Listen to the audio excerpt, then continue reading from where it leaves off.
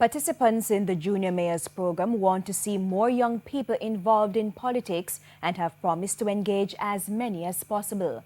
For the youth mayors, political decisions will hurt or benefit young people in the long term, so standing aside to watch is not an option.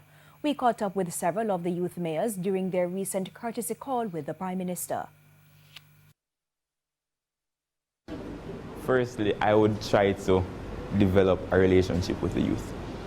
Currently, there is no trust. They don't trust the politicians. Firstly, the civic education of youth.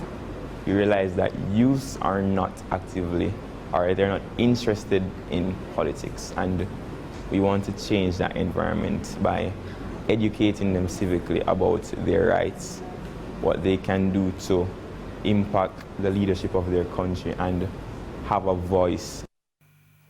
The Ministry of Local Government has increased the allocation to each youth mayor.